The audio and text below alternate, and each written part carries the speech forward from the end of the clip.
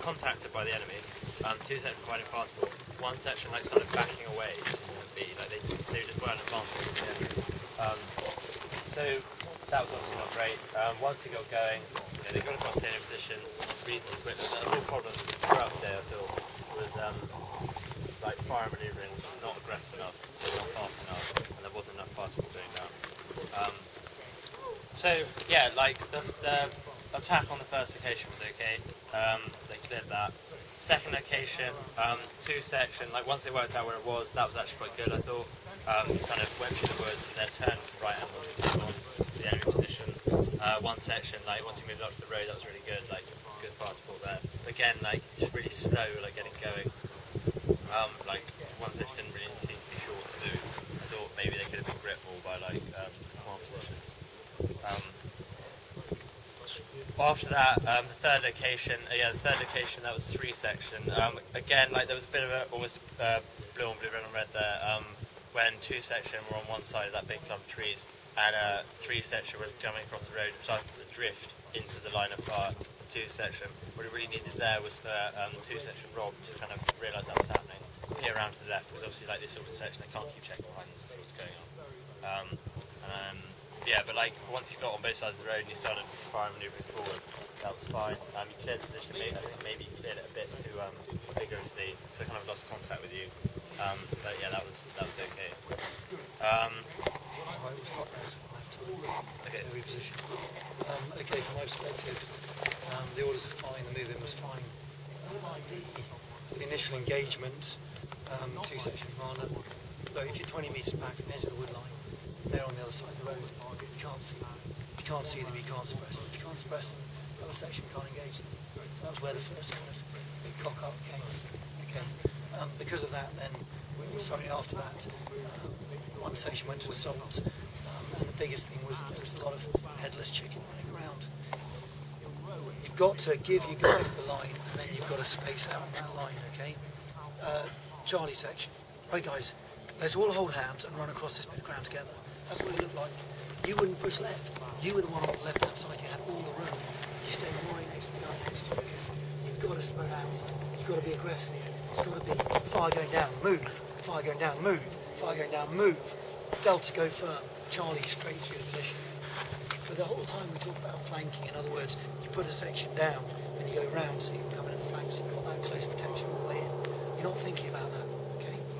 That one was fine in the sense that because you could just assault straight across, okay? But at some point you've got to think on the other positions about how you position yourself, how you flank, how you actually get round to those positions. And that wasn't what was happening, okay? You then made what I think was the biggest mistake, okay? Now, I've done a lot of infantry commanding my time. The advice I gave was that you bring everybody around, back up, you come through the same direction. It didn't open up on 2 fronts. Okay?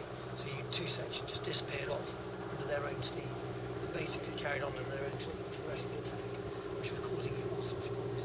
He didn't know where he was going, he wasn't being gripped enough. If you brought him around, he'd actually brought you come out the other side and use 3 sections to get through from his position.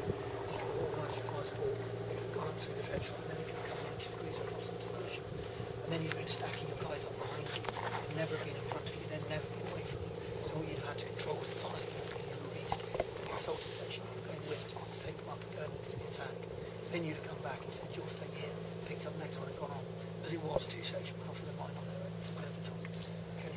That's when you ended up with the blue on blues because they weren't paying attention to what was going on. So you've got to think about what's the biggest problem you've got at the moment, what's the communications. Okay? If you're in a proper platoon and you have decent communications, you might be able to manage them going up parallel. Okay? But effectively, then what was happening was quite often you had 2 sections engaged. Okay? And that was limiting your ability to move. Whereas if you brought them back, as we have discussed, come through, basically taking this one line sequence instead of having 2 sides of the road, you'd probably found it easier. Is that fair comment? Yeah. So it's just talking about how you can make it easier to learn from these things.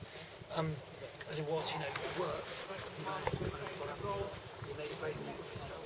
Why you were running back against the road. Okay, one sniper worked out very quickly with the 2 commander. Each time you're running back and forth across the road, you'd have been caught. If you were on one side or the other, I think the second cycle from that would be about up. You've been able to move up. Extend your life expectancy. Platoon sergeant, right 2 section. You're all in position on the ground. Brilliant. Yeah, put rounds down. If you don't take cover, you die as well. Platoon sergeants aren't put off. Yeah, no, I was about to move them and I failed. You stood up, you were standing round. You should have got up and gone, follow me, and run. Yeah? Something like that. Got the attention of the first guy.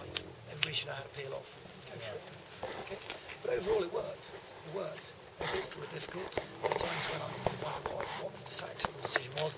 You know, first day of the Somme, straight across the open ground towards that position, when you had fire support there, and you could have just gone down the side, tree line, and then done a short assault across. You know, it's all those bits that take that condor moment, as we say, and look at the ground, look out, going across this open ground. The fact that you were probably shot in the back, they weren't great defensive positions. So you dug in. The only way to crack that would be to go around, come across with a huge amount of fire support. But generally, guys, you put the effort in. There was lots of aggression, but you've got to think about the basics. You know, spreading out, as Ollie said. You know, and making it actually work. Yeah. But overall, not bad. Good start. Points always to be learned. If there weren't points to be learned, I'd be sending you all to Afghanistan. Yeah. Good. Well done, Ollie. Well worked. Okay. Take on board those things. Just make sure that feels. Any comments for me? No, I'll just reiterate, any time you move, you've got to have a foot on the ground. So it's just a few of those basics will make the life of your platoon commander a lot easier. Okay, because he'll find it easier to place you. If you're thinking about peeling, not running it in front of each other's arcs, fire, spreading out, that kind of thing. And then when you do attack, as soon as the others go down, you guys are moving, then it just makes sort of everyone else's life easier, doesn't it? So if you think about those basics, that'll be good. Have you all enjoyed this morning? Was it good? Yeah. Good fun. Good. Okay, guys. What I want to happen then is I want you to tab back down to where the bus is.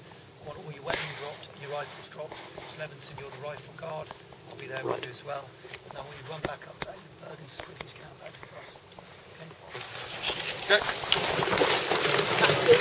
You lent a hat. Yeah. Mike. Robin.